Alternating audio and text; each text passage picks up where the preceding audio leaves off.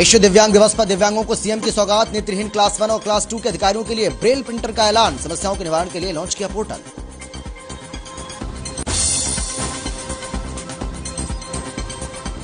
गुरुग्राम के विश्वकर्मा यूनिवर्सिटी में रोजगार मेले का हुआ आयोजन। परिवहन मंत्री मूलचंद शर्मा ने की शिरकत। बीजेपी नेता और पूर्व डिप्टी स्पीकर गोपीचंद गहलोत भी रहे मौजूद।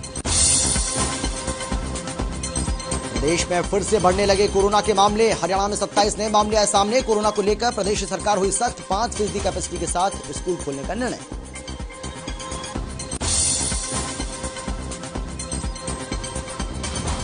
प्रदूषण पर सरकार हुई सख्त। दिल्ली एनसीआर के 4 जिलों में स्कूल किए बंद। 14 जिलों में निर्माण कार्यों पर लगाई रोक।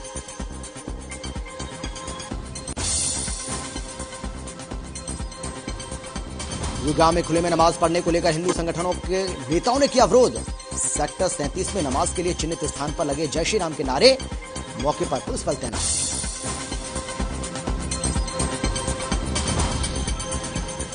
पलवल में पुलिस पर आरोपियों ने किया पथराव और फायरिंग। हमले में कई पुलिसकर्मी हुए घायल। प्रतिबंधित मांस बेचे जाने की सूचना पर मारा छापा। और करनाल में लाखों की धोखाधड़ी का मामला आया सामने। बच्चों को विदेश भेजने के नाम पर महिला ने लिए 25 लाख रुपए। कोर्ट ने आरोपी महिला को दी अंतरिम जमानत।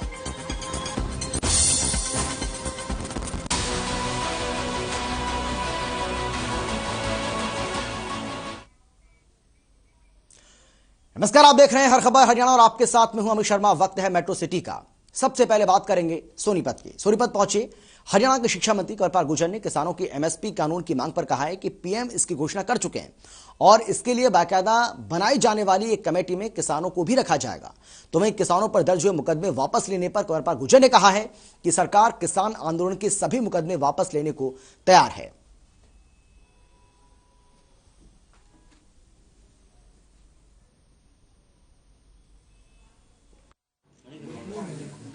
कि जहां एमएसपी की बात है वो एक गंभीर विषय है और उस पर माननीय प्रधानमंत्री जी ने उसी समय कह दिया था कि उस पर हम कमेटी गठित कर रहे हैं और उसमें से कुछ किसानों को भी जो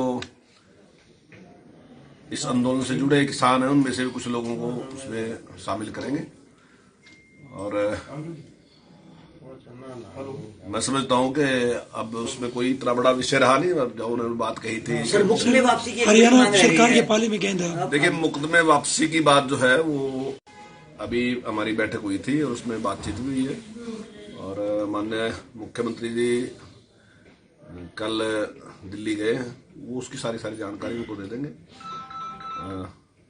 जो आम आंदोलन से संबंधित मुकदमे हैं तो मैं समझता हूँ कि सरकार उनको वापस लेने के लिए तैयार है। मंत्री जी कब तक माने, क्योंकि केंद्र ने तो एक आदेश दे दिए राज्य सरकारों को कि राज्य सरकारों के पास ये पावर है कि वो कब तक मुकदमा वापस लेते हैं और मुआवजा जो मृतकों के मुआवजे की भी किसानों की वो भी राज्य सरकार के पास है। सर नहीं, देखिए, उसमें बातचीत हो चुकी है और मैं समझता हूँ कि ये बात अभी माननीय मुख्यमंत्री जी गृह मंत्री जी के साथ बातचीत करके वही उसकी घोषणा करेंगे। वो ज्यादा अच्छा है। मैं पहले उसके बारे में कुछ कहूँ। सर, विपक्ष लगातार पर्ची और खर्ची की बात कर रहा है कि सरकार में पर्ची और खर्ची चल रही है नौकरियों को लेकर। उसको किस तरह से देख पा रहे हो? नहीं, बिल्कुल नहीं। देखिए, विपक्ष तो कुछ ना कुछ कहेगा, लेकिन समाज क्या कहेगा? आज समाज में सबको पता है कि किसी प्रकार से कोई सिफारिश नहीं है और बिना पर्ची और खर्ची के नौकरी मिल रही है। हाँ, कुछ घटनाएं हो जाती है। मैं मानता हूँ कि कुछ घटनाएं हुई है, अब भी हुई है, पहले भी मान पेपर लीक हुआ है, लेकिन पेपर लीक पे भी हमने बहुत सख्त एक्शन लिया। जितने लोगों ने पेपर लीक करने वाले हैं उनके खिलाफ भी सख्त कार्रवाई की और उसके बाद जितना सख्त कानून हमने बनाया। हरियाणा में भी दिल्ली के स्कूल बंद कर।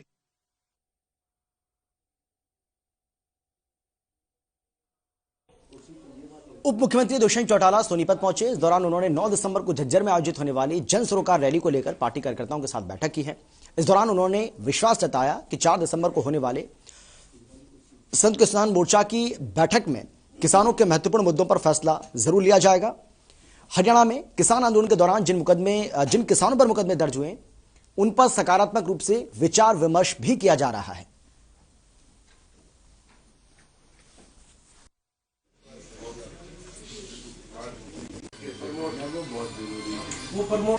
देखते कल इनकी आखिरी बैठक है और मैं उम्मीद करता हूं कि कल कुछ नतीजा निकलेगा जो सबके पक्ष में होगा, केस वापस किसान के भी और सरकारों के भी। जहां तक मुकदमों की बात है, पॉजिटिवली हमने भी विचार किया है और मैंने तो पहले भी कहा था कि नॉन लीथल एक्टिविटीज में कोई इन्वॉल्व था तो जरूर मिलकर चर्चा करेंगे, उन लोगों को इसमें राहत देंगे और अगर किसी की कैजुअलिटी हरियाणा प्रदेश की हुई है तो जरूर उस पर भी विचार करेंगे कि उसको कैसे मदद।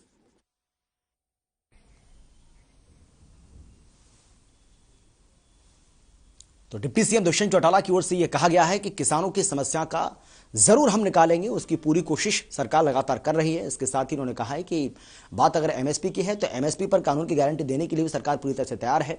इसमें कुछ जो किसान नेता हैं उनको भी इसमें शामिल किया जाएगा और जो कमेटी गठित होगी उसमें ये लोग भी वहां पर उनसे बातचीत कर सकते हैं, जो और लोग होंगे कमेटी के अंदर। इसके साथ ही उन्होंने कहा है कि किसानों पर दर्ज मुकदमे उनको लेकर भी सरकार सकारात्मक रुख अपना चुकी है और उनका यह कहना है कि सरकार बाकायदा तमाम जो जिला प्रशासन है उनके संपर्क में है, वहां से डाटा कलेक्ट किया जा रहा है और डाटा एकत्रित करने के बाद सरकार इन मुकदमों को वापस लेगी। यानी कि कुल मिलाकर के किसानों को एक बड़ा भरोसा डिप्टी सीएम दुष्यंत चौटाला की ओर से दिया गया है। हालांकि डिप्टी सीएम दुष्यंत चौटाला हो या फिर जेजेपी हो, लगातार इनका विरोध भी हो रहा है और लेकिन इन सबके बीच जेजेपी का यह कहना है कि हम किसानों के साथ पहले दिन से खड़े हुए हैं, हम किसानों के साथ हैं, किसानों की समस्याओं को लेकर भी सरकार गंभीर है, हम भी गंभीर हैं और इसीलिए अब किसानों को अपने घर वापस लौट जाना चाहिए। क्योंकि जिस तरीके से किसानों की जो सबसे बड़ी मांग थी कि भाई कृषि कानूनों को आप वापस लीजिए, कृषि कानून वापस हो चुके हैं, संसद ने अपनी मुहर लगा दी है और उसके बाद अब इस आंदोलन को आगे क्यों बढ़ाया जा रहा है ये समझ पर है। हालांकि उन्होंने कल होने वाली संत किसान मोर्चा की बैठक को लेकर कहा है कि हमें उम्मीद है कि इस बैठक से कोई ना कोई बड़ा हल जरूर निकलेगा।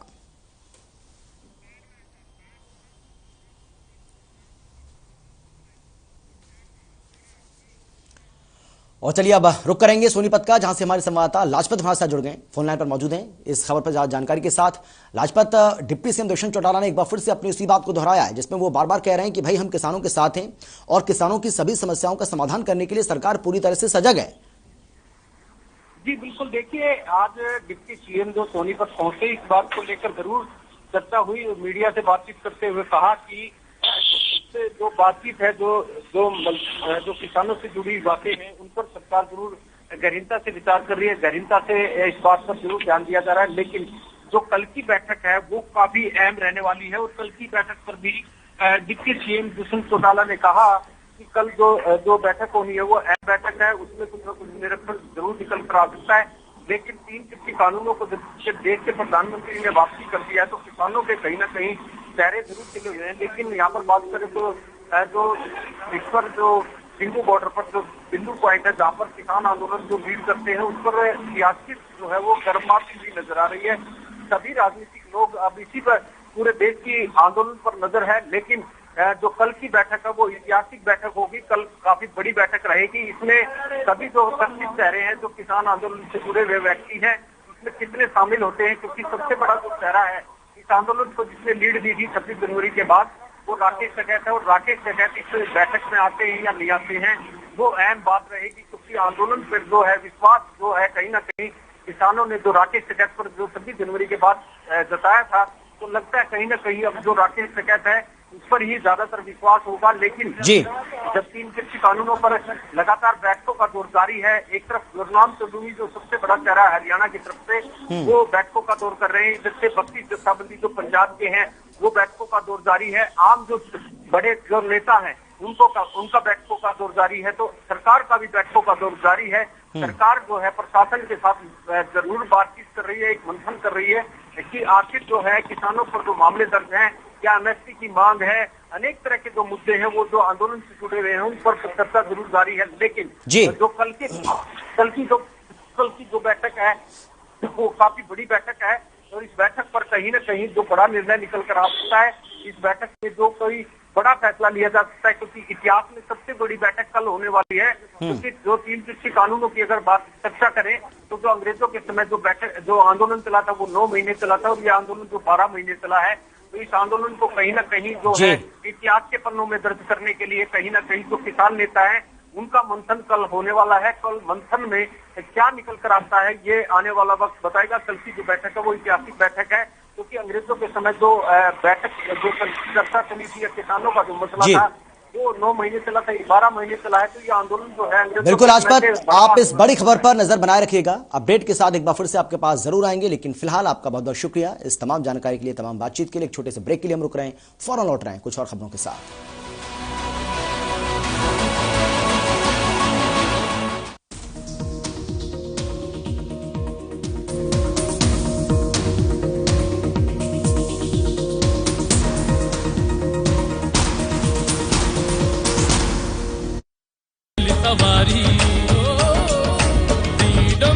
आजादी की नई उमंग उकाया फ्रीडम के संग 11 करोड़ से भी ज्यादा भारतीयों का भरोसा। उकाया इलेक्ट्रिक व्हीकल।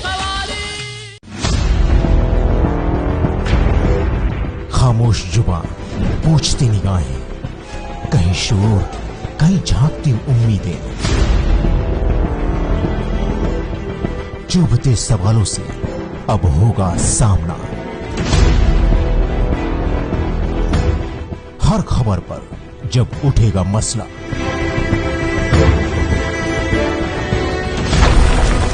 देखिए मसला रात 8 बजे सिर्फ हर खबर हरियाणा पर। निरमा शुद्ध नमक कहीं से खरीद के रिफाइन किया गया नमक नहीं, ये पानी से पैक तक का सफर तय करता है निरमा के अपने 30,000 एकड़ के प्लांट में आधुनिक वैक्यूम इवेपोरेशन मेथड से, इसलिए इसमें अशुद्धि। एक्शन टेसा बॉयलो BWP बोर्ड खाते ही हमारे दांत गए टूट, हमारी तो फौजों के प्राण गए छूट। डालो उबलता पानी, कर दो नीस तो नाबू। Termite proof, border proof, fire retardant, extra tough and for the first time in the world, boiling waterproof. Action Tesa Boilo, सबसे मजबूत। पंजाब है जसप्रीत का ठिकाना, मुंबई है आदर्श का आशियाना, केरल का गोविंद निवासी, कोलकाता में जन्मे है काशी। हर हिंदुस्तानी की शान, ARB बियरिंग्स जोड़े सारा हिंदुस्तान। खामोश जुबान, पूछती निगाहें, कहीं शोर, कहीं झांकती उम्मीदें, चुभते सवालों से अब होगा सामना। हर खबर पर जब उठेगा मसला,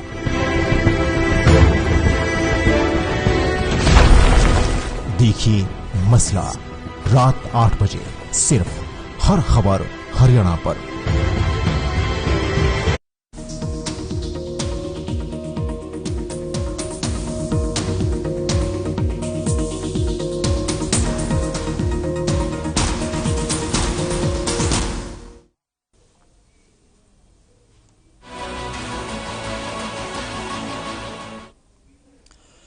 ब्रेक के बाद आपका स्वागत है। गुरुग्राम के सेक्टर 37 में नमाज के लिए चिन्हित स्थान पर फिर से जय श्री राम के नारे लगे हैं। वहीं सैकड़ों की संख्या में आसपास के लोगों के साथ हिंदू संगठन के नेताओं का जमावड़ा दिखा। बीते शुक्रवार को भी जुमे की नमाज के दौरान तनावपूर्ण स्थिति हो गई थी। किसी भी अप्रिय स्थिति से निपटने के लिए पुलिस मौके पर तैनात है। आपको बता दें कि बीते 3 से 4 महीनों से खुले में नमाज को लेकर साइबर सिटी में लगातार विरोध हो रहा है।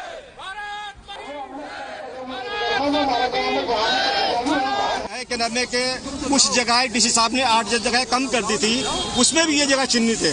सेक्टर 37 का जो पॉइंट है वो चिन्हित है। यहाँ पर हम प्रशासन की सहमति से यहाँ पे नमाज पढ़ रहे हैं। इल्लीगल अगर प्रशासन मना कर देता है तो हम नमाज नहीं पढ़ेंगे। लेकिन अब सवाल एक पैदा होता है कि ये लोग कौन है जो विरोध कर रहे हैं। अगर इनको किसी भी तरीके की आपत्ति है या शिकायत है तो प्रशासन से बात करें, प्रशासन इस बात का जवाब देगा। आज हमारे सामने खड़े होकर हमारा मुकाबला कर रहे थे, हम मुकाबला करने नहीं आए हैं। हम अपनी सरजमीन को चूमने के लिए आए हैं। हम अपनी नमाज पढ़ने के लिए अदा आए हैं। हिंदुस्तान के अंदर भाईचारा रहे उसके लिए दुआ करने के लिए आए हैं। तो जब तक प्रशासन पीसफुली हमने नमाज कराता रहेगा, इंशाल्लाह हम नमाज पढ़ते रहेंगे। बाकी और लेकिन आज नमाज पढ़ने के लिए हम कल ही डीसी साहब से मिले थे और हमने कहा था कि पिछली बार भी हमारी नमाज के सामने ये कुछ लोग आके बैठ गए थे माहौल खराब करने के लिए, लेकिन हम फिर भी पीसफुली अपने आप को बैक फुट पे करके वापस चले गए थे नमाज पढ़ के। आज भी इतने विरोध के बाद में क्योंकि हमारे भाई यहाँ से कहाँ जाएंगे, जिनके जो बाहर से आते हैं, दूर से आते हैं, वो कहाँ जाएंगे जो इंडस्ट्रीज में काम करने के लिए आते हैं। रही भाईचारे की और लॉ एंड ऑर्डर को संभालने के बाद ये प्रशासन की जिम्मेदारी है कि लॉ एंड ऑर्डर संभालना है, कैसे संभालना है। ठीक है, ओके, हट जा, चल। गुरुग्राम के सेक्टर 37 नमाज स्थल पर आज एक बार फिर खुले में नमाज का विरोध देखने को मिला, जहां पर हिंदू संगठन के लोगों ने पहुंचकर जय श्री राम के नारे लगाए और जो लोग नमाज पढ़ने आए थे उनके खुलकर विरोध किया। मैं दिखाना चाहूँगा इस जगह पर ये पूरा जो है नमाज अता की जाती है और इस जगह पर हिंदू संगठन के लोगों ने पहुंचकर जोर शोर से विरोध किया है और साफ तौर पर कहा है कि यहाँ पर नमाज को नहीं होने दिया जाएगा। हालांकि इस नमाज और इस नमाज के विरोध के साथ कुछ सवाल लगातार उठ रहे हैं कि अगर हर शुक्रवार इस तरीके से दो समुदाय एक दूसरे से भिड़ते रहेंगे तो किस दिन का इंतजार है, ऐसा कौन सी वो बात है जिस वजह का इंतजार जो सरकार की बात करें या फिर जिला प्रशासन की बात करें कर रही है। क्योंकि हर बार तनावपूर्ण स्थिति यहाँ बन जाती है और हर बार कुछ लोगों को हिरासत में लेकर पुलिस कार्रवाई करती है, मगर बार बार ये लोग जो आपस में भिड़ रहे हैं कहीं ना कहीं कार्य प्रणाली पर सवाल उठ रहा है। क्योंकि अभी तक तो सिर्फ विरोध के साथ ही जो है काम चल रहा है, मगर कल को अगर बात बिगड़ी तो एक बड़ा खामियाजा दो समुदाय के लोगों को उठाना पड़ सकता है। और यही वो सवाल हैं जो लगातार इस शुक्रवार को होते बवाल पर हर बार उठ रहे हैं। तो अब ऐसा देखना होगा कि आखिर जो गुरुग्राम जिला प्रशासन है या फिर हरियाणा सरकार है ऐसे बिगड़ते माहौल को सुधारने के लिए क्या कुछ पुख्ता कदम उठाती है और किस तरीके से इस पूरे मसले का निवारण सरकार द्वारा या फिर जिला प्रशासन द्वारा किया जाएगा। गुरुग्राम से मोहित कुमार, हर खबर हरियाणा। और चलिए अब सीधा रुख करेंगे गुरुग्राम का, जहां से हमारे संवाददाता खुद मोहित हमारे साथ जुड़ गए, जिनकी रिपोर्ट अभी आप यहां पर देख रहे थे। मोहित, हम आपसे जानना चाहेंगे क्योंकि ऐसा कोई पहली बार तो है नहीं, इससे पहले भी लगातार ऐसा विरोध होता रहा है और एक बार फिर से विरोध हो रहा है। और ये नमाजी जो है नमाज तो वहीं अदा कर रहे थे ना जहां पर इनको इजाजत मिली थी, फिर विरोध क्यों?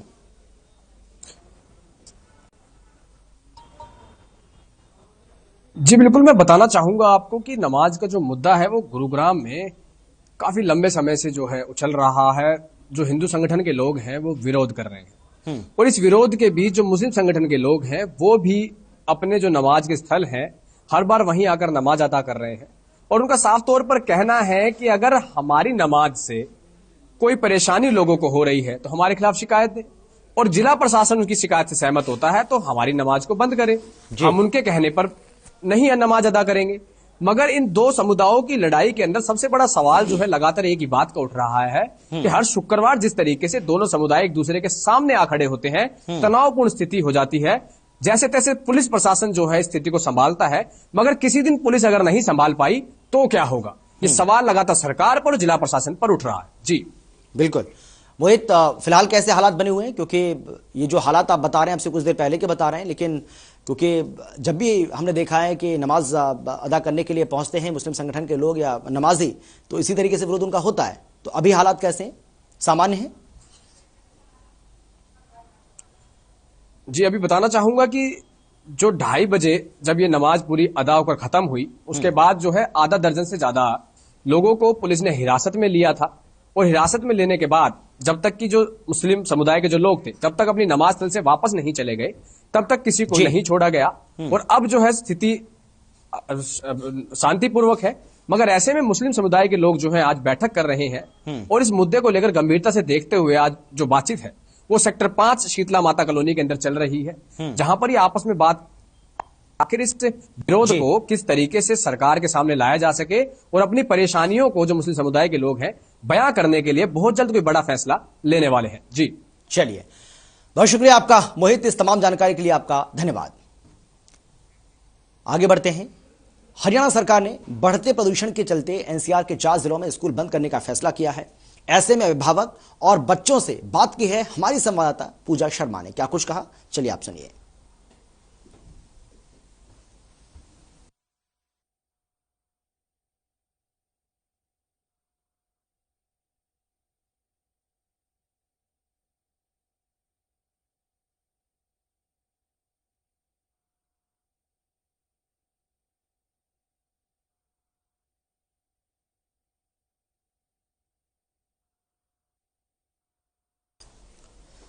गुरुग्राम के गढ़ी हरसरू के पास एक भीषण सड़क हादसे में 5 लोगों की मौत हो गई और एक युवक गंभीर रूप से घायल हो गया। ये सभी लोग एक शादी समारोह से अपने घर लौट रहे थे और सभी 6 लोग एक साथ एक प्राइवेट अस्पताल में काम करते थे। देर रात करीब 12 बजे यह हादसा हुआ। साधराना गांव के पास स्विफ्ट डिजायर गाड़ी में सवार ये सभी 6 लोग गुरुग्राम अपने घर लौट रहे थे। बताया जा रहा है कि गाड़ी की रफ्तार इतनी तेज थी कि कार अनियंत्रित हो गई और सड़क किनारे खाली प्लॉट में पड़ी ईंट के ढेर से जा टकराई।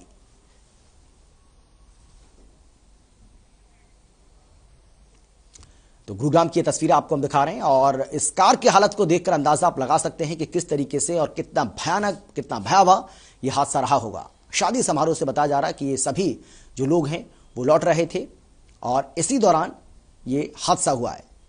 गाड़ी की जो रफ्तार थी वो ज्यादा थी, ड्राइवर नियंत्रण इस पर नहीं रख पाया और इसकी वजह से ये दर्दनाक और बड़ा हादसा हो गया।